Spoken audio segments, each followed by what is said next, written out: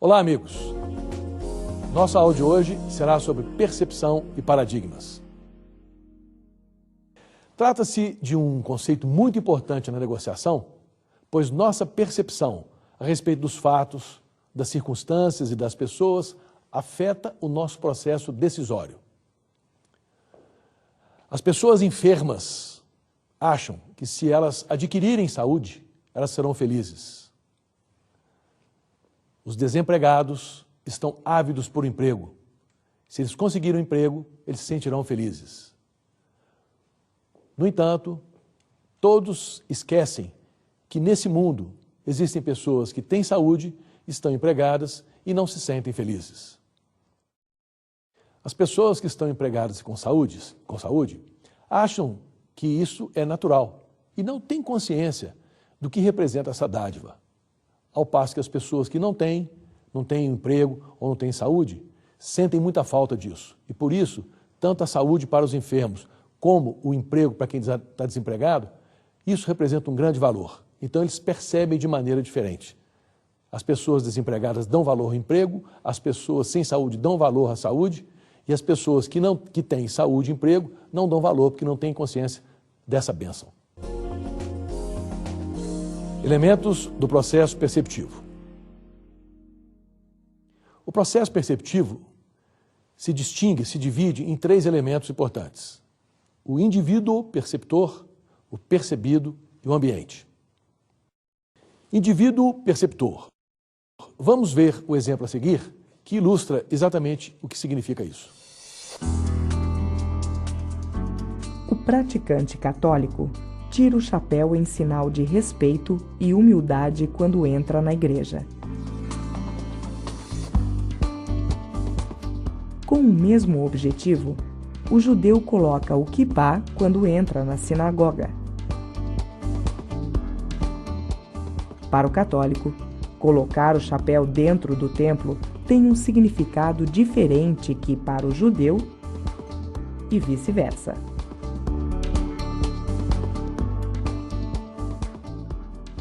O que nós vimos nesse exemplo?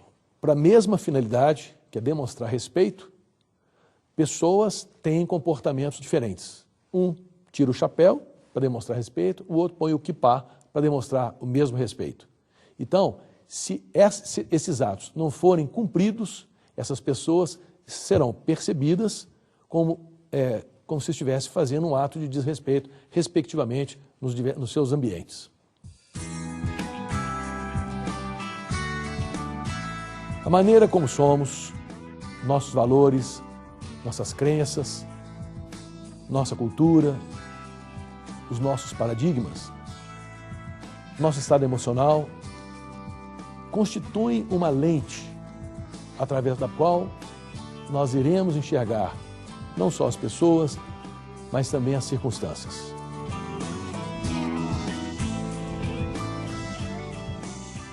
As figuras apresentadas podem ser interpretadas como um círculo e um triângulo, embora nenhuma das duas esteja completa.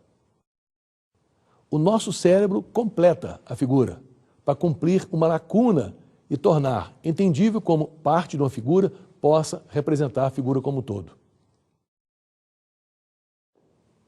Da mesma forma, se nós pedimos a uma pessoa que nos informe quantos triângulos ela pode enxergar na figura apresentada,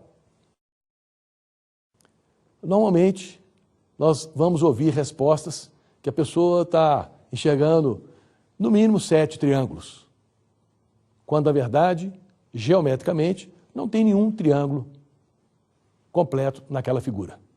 A nossa mente enxerga triângulo, onde não existe. O percebido. São muito importantes no processo da percepção as características do que é percebido, seja pessoa, objeto ou acontecimento. As características como intensidade, contraste, tamanho, movimento ou novidade. Veja a figura.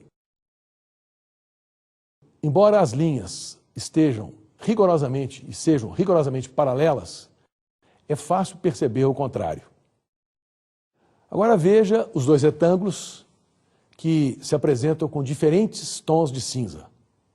Se nós colocarmos um lápis no limítrofe entre os dois retângulos, nós vamos ficar com a percepção que os dois são iguais, quando na verdade eles têm diferentes tons de cinza. Ambiente. O contexto físico, social ou organizacional do ambiente também interfere nas nossas percepções, no nosso processo de percepção. Por exemplo, uma pessoa que estiver conversando com o chefe na cantina tem um comportamento ou uma percepção diferente quando está conversando com o chefe na sala dele. Estágios do processo perceptivo. Cada um de nós trata, organiza e interpreta os estímulos sensoriais de forma diferente, porque o resultado tem a ver não só com as informações que recebemos, mas também com a nossa relação com o seu caráter, que é influenciado não só pelo ambiente, mas através de nossas experiências e nossos valores internos. Os estágios do processo perceptivo são a seleção, a organização e a interpretação. Eles geram uma reação. Vamos entender cada um desses estágios. Seleção. Todos nós captamos os estímulos através de sensações. Isto é, são fluxos de informação que nos chegam através dos 5 sentidos: visão, audição, olfato, paladar e tato. A filtragem seletiva deixa entrar na nossa mente apenas uma parte das informações disponíveis. Eu gostaria de dar dois exemplos, porque isso pode ser feito de forma consciente ou inconsciente. Quando isso acontece de forma consciente, você está numa boate com uma pessoa que você ama, por exemplo, você se concentra totalmente no que essa pessoa está falando e nem presta atenção no som que o DJ preparou para vocês. Quando isso acontece de forma inconsciente, você está num trânsito, no meio do engarrafamento, mas você nem presta atenção, porque você está concentrado nos problemas que você teve ou terá no seu dia a dia profissional. A organização. Ainda que a nossa mente selecione o que recebe de informação, ela ainda faz uma outra tarefa. É possível organizar essas informações pré-selecionadas. Por exemplo, se eu tenho uma referência de uma pessoa que, para ser um bom trabalhador, tem que trabalhar duro e ser pontual, eu usarei essas referências quando eu estiver julgando uma pessoa, quando eu estiver avaliando uma pessoa. Ou seja, uma pessoa, para ser um bom trabalhador para mim, tem que ser aquela que trabalhe duro e seja pontual. Já para uma outra pessoa que organiza os fatos de forma diferente e que interpreta um bom trabalhador como aquela pessoa que seja criativa, ela pode enxergar uma pessoa que trabalha duro e que seja pontual como um péssimo profissional. Interpretação. Pode acontecer que as pessoas recebam as mesmas informações, elas podem organizá-las da mesma forma, mas a interpretação pode ser diferente. Por exemplo, uma pessoa calada pode ser interpretada por uma outra como uma pessoa omissa e por uma outra ela pode ser interpretada como uma pessoa sábia. Distorções perceptivas comuns. Alguns tipos comuns de distorção podem interferir no nosso processo perceptivo. E isso afeta a nossa interpretação e afeta, igualmente, o nosso processo de reação e de resposta. Estereótipos e protótipos. São modelos pré-definidos na nossa mente, que são padrões ou paradigmas, que desconsideram ou desconhecem as diferenças, aí não só de pessoas, como acontecimentos e objetos, e interferem na nossa percepção. A maneira como nós formatamos a nossa mente é que ela vê as coisas, ela ouve e ela entende. Preste atenção no texto a seguir. Quem não enxerga não sabe que não vê. Quem vê, por sua vez, pensa que tudo o que vê é o que é. Para ilustrar, eu gostaria de contar um caso envolvendo os imigrantes japoneses. Com o objetivo de agradar os brasileiros que tanto apreciavam a comida japonesa, os imigrantes japoneses resolveram fazer um jantar de finas iguarias da culinária japonesa e, para isso, adquiriram utensílios esmaltados com dupla alça para oferecer esse jantar aos brasileiros. Qual não foi a surpresa dos japoneses que, quando os brasileiros chegaram para se servir no jantar, rejeitaram sumariamente aquela comida? Logo depois, os japoneses perguntaram o que tinha acontecido e os brasileiros falaram que aqueles utensílios tão granfinos que os japoneses tinham adquirido se tratavam de simples pinicos. Com um modelo pré-definido na mente, os brasileiros não conseguiram enxergar naqueles recipientes a deliciosa comida dos japoneses e fizeram associação com outro tipo de produto. Às vezes, existem algumas coisas normais que damos como certas. Por exemplo, ninguém imagina que um restaurante possa não ter um cardápio. Todo mundo imagina que vai entrar no restaurante e vai ser oferecido um cardápio com os pratos que aquele restaurante oferece. Mas existem situações de restaurantes que não oferecem cardápio. Por exemplo, o chefe de um restaurante pode conversar diretamente com o cliente, identificar qual é a preferência desse cliente e fazer um prato surpresa. Ou então o restaurante pode disponibilizar ingredientes e um cliente pode chegar, escolher os ingredientes e o chefe faz o prato que ele bem deseja. Uma vez viajando a serviço, eu estava em Taiwan, na capital Taipei, a norte da ilha de Taiwan, e eu entrei num restaurante que tinha esse processo. O restaurante disponibilizava uma série de ingredientes e as pessoas iam lá, buscavam esses ingredientes e ficavam numa fila onde o chefe preparava a comida. Ao entregar para o chefe, ele condimentava e cozia a mistura que a gente oferecia e nos devolvia. Era uma comida saborosíssima. E mais importante de tudo, era uma espécie de serviço à la carte, porque nós escolhíamos os ingredientes. O que eu quero simbolizar com esses exemplos? Às vezes, na nossa visão estereotipada, a gente acha que todo restaurante tem que ter cardápio. Na verdade, a gente pode frequentar restaurantes que não têm cardápio e nos atendem perfeitamente. Como esse comportamento se manifesta na negociação? Através de comportamentos estereotipados. Uma forma de expressar essa distorção perceptiva é rotular o outro negociador. Assim nos comportamos de forma espelhada, ou seja, agimos como o outro em função desse rótulo que a ele imputamos. Um exemplo clássico dessa situação, muitas vezes é demonstrado por aspectos ligados à aparência. Às vezes, uma pessoa com uma aparência mais simples é desrespeitada somente por causa disso. O simples fato da pessoa estar de terno, às vezes, denota uma situação, na visão do outro, que é mais importante do que uma que está sem terno.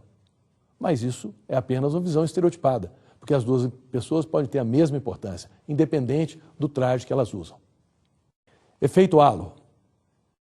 Preste atenção no texto a seguir.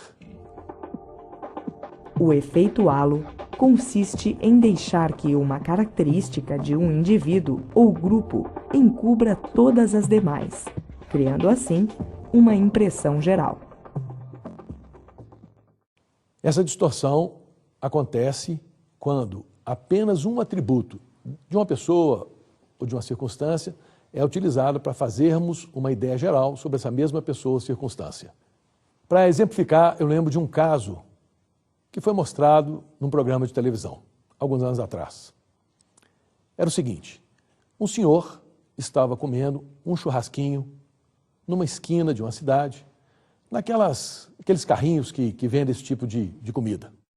Estava saboreando, delicioso, imagino que o cheiro deveria estar fantástico, e ele saboreava com muita alegria.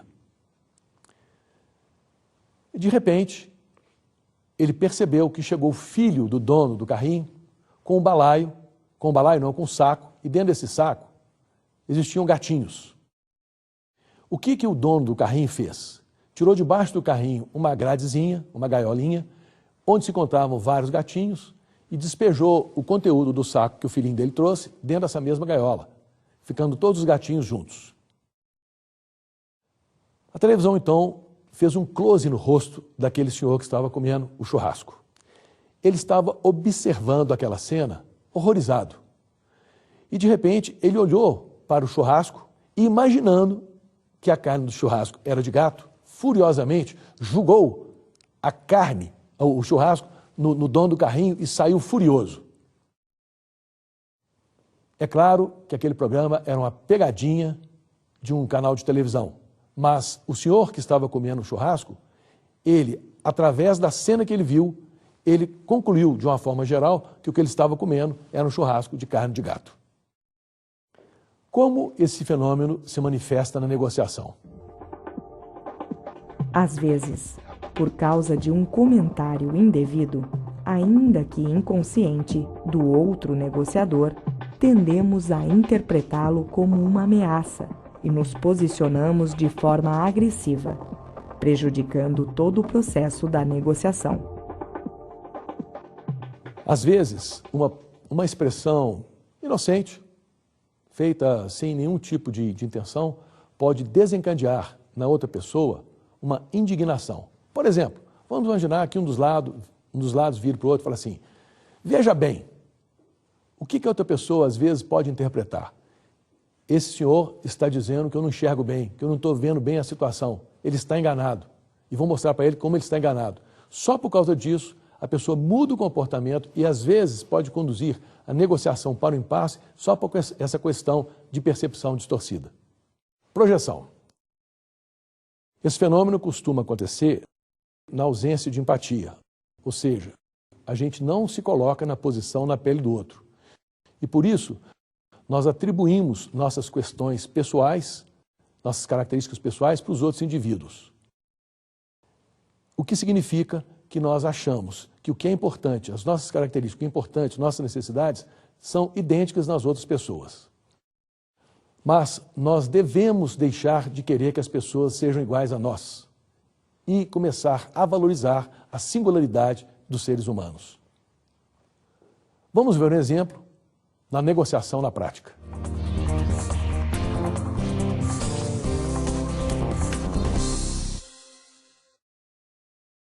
Há alguns anos, houve um treinamento de desenvolvimento de equipes e nele havia uma atividade vivencial com os participantes, conhecida como cego e guia. Foram feitos 2 grupos. O primeiro grupo, formado por cegos, com venda nos olhos, e o segundo, formado pelos guias, mas que eram mudos, que conduziriam seus respectivos cegos para o almoço. Tendo em vista que os guias eram mudos e, portanto, com dificuldade para perguntar o que os seus cegos desejavam comer, decidiam por eles, presumindo ser o melhor que podiam oferecer e, geralmente, serviam aquilo que os cegos não gostavam de comer, provocando uma série de desencontros, rejeição e desconforto. Simplesmente porque tinham, baseados no próprio gosto, tentado projetar o que os seus cegos queriam comer. O que nós podemos concluir com o exemplo apresentado? Que nós não podemos simplesmente achar ou presumir que o que é importante para a gente, o que satisfaz a gente, que nos satisfaz, é a mesma coisa que satisfaz a outra pessoa. Porque isso pode provocar na outra pessoa rejeição, insatisfação e talvez ele possa não ficar satisfeito e não fechar negócio com a gente, não concluir acordo, simplesmente porque nós não seguimos, não atendemos a necessidade dele. Como esse fenômeno se manifesta na negociação? Projeção nos negócios significa achar que o que é importante para você é igualmente importante para o outro. E isso pode não ser uma verdade absoluta, porque, enquanto você busca segurança, ele pode estar prioritariamente desejando reconhecimento ou status. isso realmente pode dar algum distúrbio no relacionamento durante a negociação. Por exemplo, se um comprador estiver mais interessado no prazo de cumprimento do fornecimento, ele pode estar focado nisso, enquanto o vendedor pode achar que ele está querendo desconto de preço, quando na verdade ele quer outra coisa, ele quer cumprimento do prazo. É só isso. Contraste. Definido como uma comparação entre os fatos, os acontecimentos, com as experiências e vivências da pessoa, isto é, como a pessoa é verdadeiramente, como ela se enxerga, como ela acha que é. Isso significa que as percepções podem não ser iguais. E mais do que isso, podem não representar rigorosamente a mesma realidade. Eu vou dar um exemplo de como o contraste interfere no nosso comportamento, na nossa decisão. Por exemplo, dois homens entram numa chaminé. Ao sair da chaminé, um deles está com o rosto sujo de fuligem e o outro com o rosto limpo. Qual dos dois irá lavar o rosto? A resposta certa é o homem que tem o rosto limpo. Por quê? Ao enxergar o colega com o rosto sujo, ele acha que está também. Então ele se prepara para lavar o rosto. E o colega, ao enxergá-lo com o rosto limpo, acha que também está com o rosto limpo e não se preocupa em lavar e limpar o rosto. Como esse fenômeno se manifesta na negociação? O contraste em negociação se manifesta através de sentimentos de perda e ganho, ou através de posições iniciais na negociação. Bom, como que a gente pode explicar isso? Vamos imaginar que duas pessoas estejam negociando. Uma das partes acha que a proposta da outra não é interessante e declara isso para outra pessoa. E a outra pessoa então responde: poxa, como você pode achar que essa proposta minha atual não é interessante? A outra que nós fechamos no passado era muito pior do que essa. Essa é muito melhor do que a outra. Ao ouvir as palavras dessa pessoa, esse negociador chega à conclusão que realmente ele está fazendo um bom negócio, porque o negócio que ele está fazendo atualmente é muito melhor do que o outro. Mas ele esquece que o outro que ele fechou foi horrível. E esse, embora seja melhor do que o outro, é também, no mínimo, ruim. Outro exemplo que eu poderia dar é de um corretor que está tentando vender uma casa que não está em bom estado. Qual é a tática que ele usa? Ele seleciona essa casa, vamos chamar aqui a casa A, que não está em bom estado, e primeiro ele leva o futuro comprador, o cliente, para ver uma casa B pior do que a casa A. E o cliente vai e visita a casa B, que é muito pior. Quando esse cliente chega na casa A, ele compara as duas. E aquela casa A, que embora não esteja em bom estado de conservação, à vista do cliente, à vista do futuro comprador, ela parece um grande negócio, comparado com a outra que está em pior estado. E assim o corretor faz com que a pessoa, o comprador, o futuro comprador, fique cego para o estado inadequado de conservação da casa, por causa do fenômeno da comparação.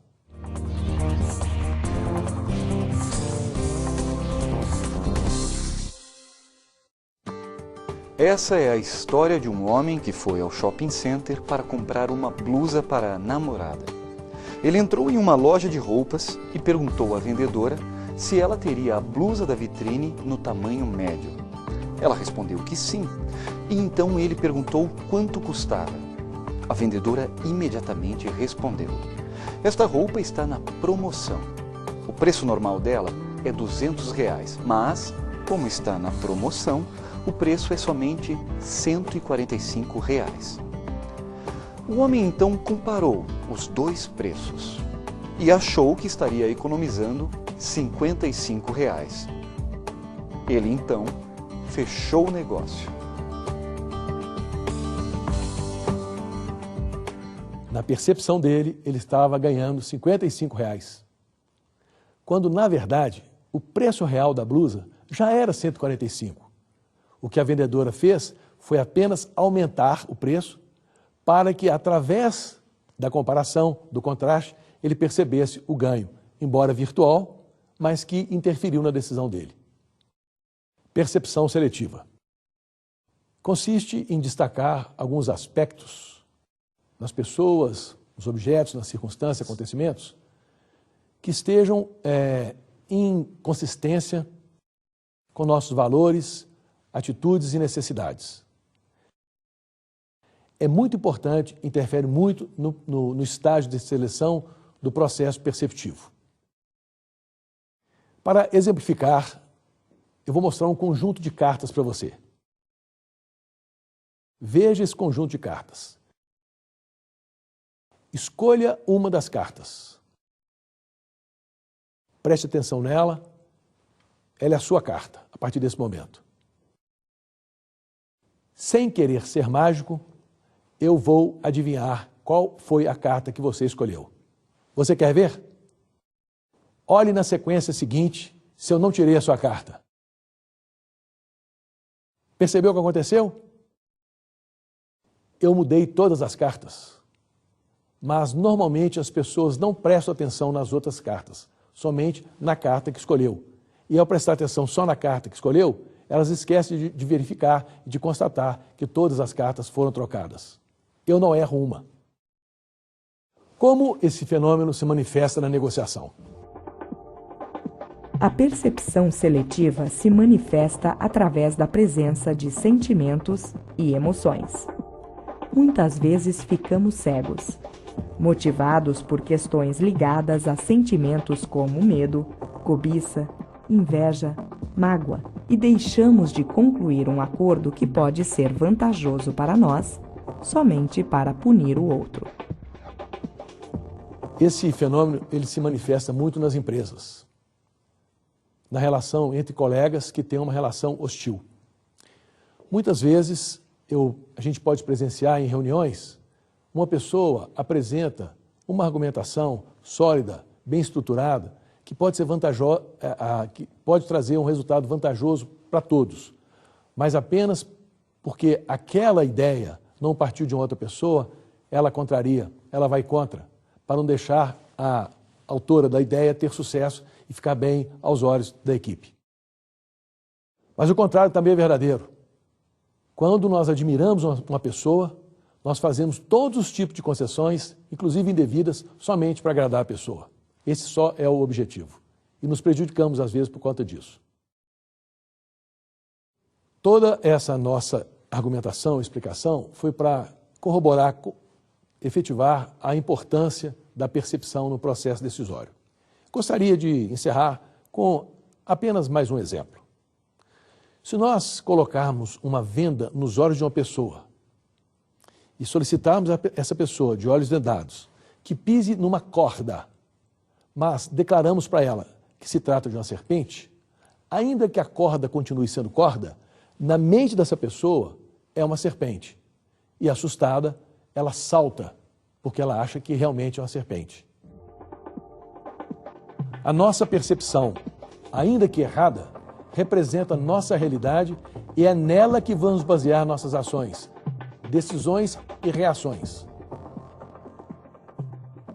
Nossa percepção é que representa a nossa realidade. O resto é ilusão.